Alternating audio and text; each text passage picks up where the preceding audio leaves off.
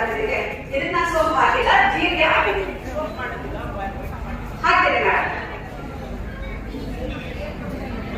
So ನೀವೆಲ್ಲರೂ ನೋಡ್ಬೋದು ಏನಿದು ಬ್ರೆಡ್ ಮೇಲೆ ಚಟ್ನಿ ಎಲ್ಲ ಹಾಕ್ತಾ ಇದ್ದಾರೆ, ಬ್ರೆಡ್ ಊಟ ಮಾಡ್ತಾ ಇದ್ದಾರ ಅಂತ. ನಾನು ಒಲೆ ಸಹ ಯೂಸ್ ಮಾಡ್ತಾ ಇಲ್ಲ.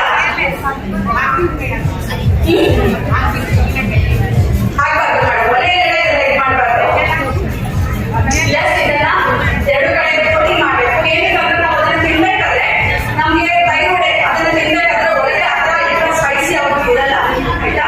ಒಡೆಯಲ್ಲೇ ನಾವು ಒಂದಷ್ಟು ಕಾಯಿಸಿರು ಅದನ್ನೆಲ್ಲ ಹಾಕಿರ್ತೀವಿ. ಇದು ಸ್ವಲ್ಪ ವಿಭಿನ್ನವಾಗಿರುತ್ತೆ. ಅಂಡ್ ಎಲ್ರಿಗೂ ಒಡೆ ಎಣ್ಣೆ ಕದ್ದಿರೋದನ್ನ ನಾವು ಉಳಿಸ್ಕೋಬಹುದು. ಅದು ಉಳಿಸ್ಕೊಳ್ಳೋದು ಅನ್ನೋದಕ್ಕಿಂತ ತಿನ್ನಕ್ಕೆ ಎಷ್ಟೋ ಜನ ತುಂಬಾ ಇಷ್ಟ ಈ ತೈರುಡೆ ಎಲ್ಲ. ಬಟ್ ಅದು ಎಣ್ಣೆ ಕದ್ದಿರ್ತೀವಿ, ಇದು ವಿತೌಟ್ ಎಣ್ಣೆ. And this is brown bread. Okay, so ಇದನ್ನ ಇವಾಗ ನಾನು ಲೈಟ್ ಆಗಿ ನೀರಲ್ಲಿ ಡಿಪ್ ಮಾಡ್ತಾ ಇದ್ದೀನಿ. ತುಂಬಾ ಲೈಟ್ ಆಗಿ ಮಾಡಬೇಕು.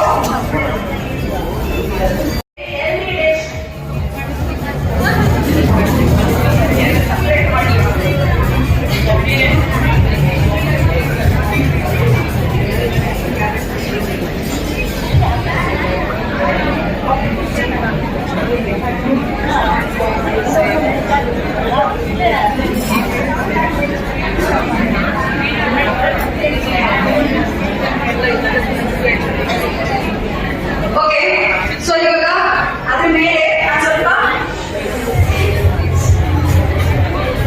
ಉಪ್ಪನ್ನ ಸ್ಪ್ರಿಂಕಲ್ ಮಾಡ್ತೀನಿ. ಲೈಟ್ ಆಗಿ, ಜಾಸ್ತಿ ಬೇಡ.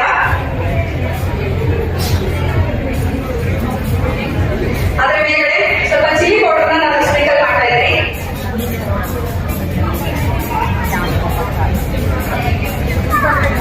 ಓಕೆ, ಇದ್ರ ಮೇಲೆ ಖಾರ ಪುಡಿನ ಹಾಕ್ತಾ ಇದ್ದೀನಿ. ಇದು ಆಪ್ಷನ್ ಅಂತ ನಾನು ಹೇಳಕ್ಕಾಗಲ್ಲ. ಎಷ್ಟೋ ಜನಕ್ಕೆ ಇದು ಖಾರ ಪುಡಿ ಹಾಕಿದ್ರೆ ಅದಕ್ಕೊಂದು ಫ್ಲೇವರ್ ಇಷ್ಟ ಆಗುತ್ತೆ. ಅಂಡ್ ಇದ್ರ ಮೇಲೆ ಸೇಮ್ನ ಹಾಕ್ತಾ ಇದ್ದೀನಿ. ಏನ್ ಯಾಕಂದ್ರೆ ಮಸಾಲಾ ಪುಡಿ ಅನ್ನಿಸ್ತಾ ಇದೆಯಾ? ಹೌದಾ? ಟೇಸ್ಟ್ ಮಾಡಿ ನೋಡಿ ಮೇಡಮ್, ಅವಾಗಲೇ ಗೊತ್ತಾಗೋದು ಇದ್ರ ಆಕ್ಚುಲ್ ರುಚಿ. ಸೊ ಇದ್ರ ಮೇಲೆ ಗೊತ್ತಲ್ಲ, ಮಹಾರಾಜ, ನಾವು ಕೊತ್ತಂಬರಿ ಸೊಪ್ಪಿಗೆ ಮಹಾರಾಜ ಮಹಾರಾಣಿ ಅಂತಾನೆ ಹೇಳ್ತೀವಿ. ಯಾಕಂದ್ರೆ ಇದಿಲ್ಲ ಅಂದ್ರೆ ಅದ್ದೂರಿ ಅದ್ದೂರಿಯಾಗಿ ಕಾಣಿಸುತ್ತೆ. ಇದಾಕೊಳ್ಳೋದ್ರಿಗೆ ಕಲರ್ಫುಲ್ ಆಗಿ ಕಾಣಿಸುತ್ತೆ. ಓಕೆ, ಸೊ ಇವಾಗ